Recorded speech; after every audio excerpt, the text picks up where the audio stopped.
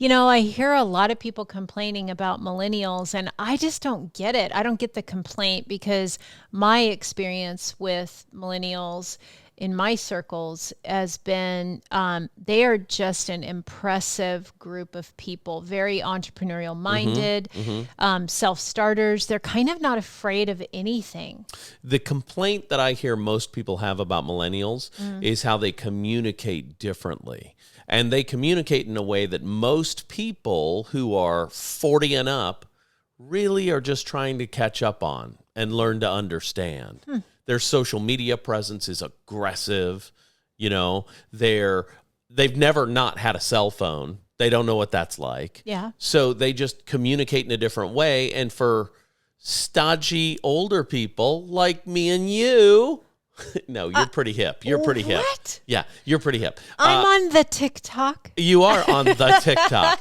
Anyway, I think people complain about things they don't understand. For sure. And Didn't our millennials parents and are our living a grandparents? lifestyle that people our age typically did not grow up with. Right. And have a hard time relating to. And I think that's where the complaints usually come from. Yeah. You hear people say, well, they can't complete a sentence because they text all the time. That's so inaccurate, though. You know what I'm saying, though? I disagree wholeheartedly. Absolutely, but that's the kind of stereotypical language you hear about millennials, right?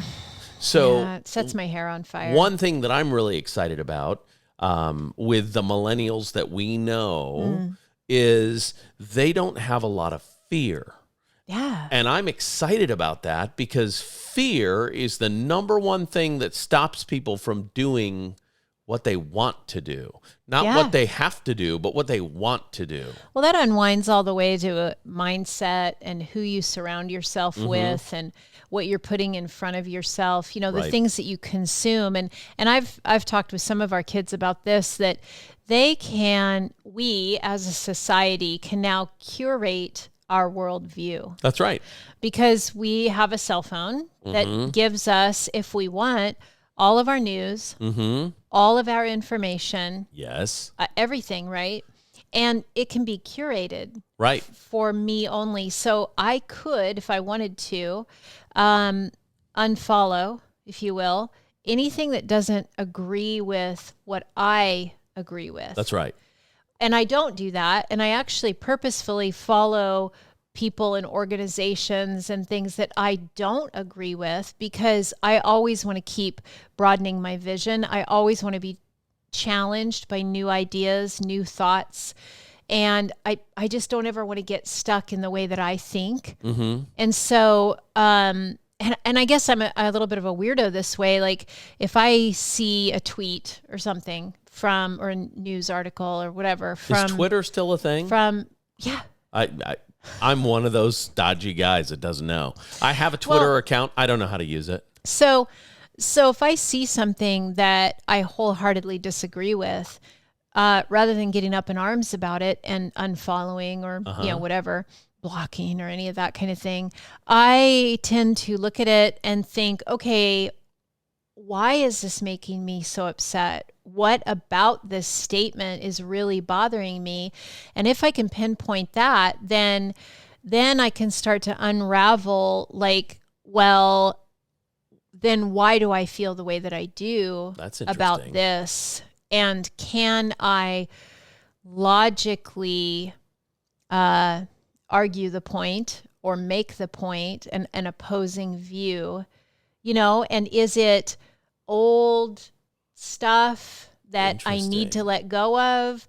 Or is it thought processes that need to grow and mature into other thoughts? Or is it thought processes that are rooted in some kind of trauma or some kind of I really try to unwind the whole thing. And I would encourage a lot of people to do that. And I guess a lot of it comes back to, and what I'm really trying to say is having an open mind about things. Yeah.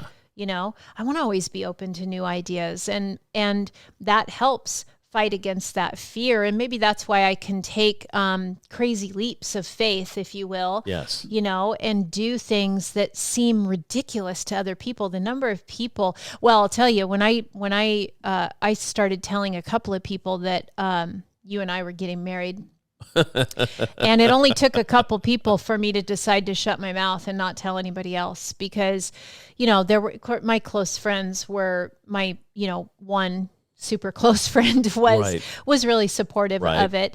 But, you know, I told a couple other people, like, you know, you go from this circle to this circle to this one.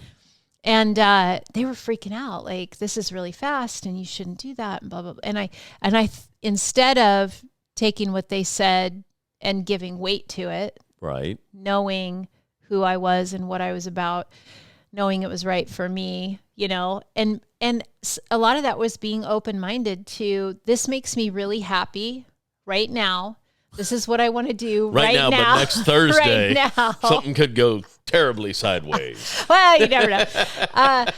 And so I'm going to do it because and there's been a lot of different things in my life in the last 2 or 3 years that have been that way, that I've just said, well, there may not be a lot of people that agree with it, but I don't need people to agree with me anymore. And I saw, it was actually a TikTok recently that said, it was a person who had their fingernails painted, and they'd gone to a salon, and someone had made a negative comment about this person getting their fingernails painted, and because they, you know, didn't fit, I guess, the other person in the salon's sensibility. Yeah. And then the person said, "Oh, I'm sorry. Have you not reached the point? I'm so sorry that you haven't reached the point in your life where you don't care what other people think about you, but I hope you get there someday." Yeah. And there's a lot of freedom in that. And I think it's something that's built into some of these millennial kids, is that idea that it's almost like there's two spectrums of it. There's some that need everybody's approval about everything they do. And then there's this faction over here that, like, they don't need anybody's approval or permission or anything. Well, and then there's the group that is woke, and they want everyone to agree with them. And if you don't agree, you're on the bad side of the list. Well, it's interesting. And to me, that's just closed-mindedness. Well, and we've seen that historically over time. Always go wrong. Yeah, of course. Always go wrong. Yeah. But we've also seen it in every generation too. Yeah. It's nothing new. Right. Yeah. Like it's nothing new, but it really does come back to, for me, mindset. Yeah. And I always want to be spending time with people who have a growth mindset.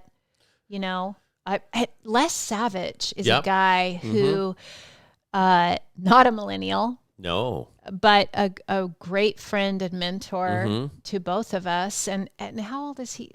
I don't know, in his 70s, maybe? He's in his 70s, yeah. Yeah, but what a growth mindset. He, you know what? When he was thinking about, he had a race to 70. He had a plan and things he wanted to do before he turned 70 to set up his retirement. And he did every single one. Well, he retired from being a new construction builder. Sure. You know, but he didn't retire from being an investor. He didn't retire from being an entrepreneur. He didn't retire from being a thinker. That guy still gets up every morning before the sun's up and does his 3 days a week jog around the neighborhood, you know. Or down by the river. That's exactly right. I mean, that guy is a perfect example of someone who is always thinking, and as a result will always be young.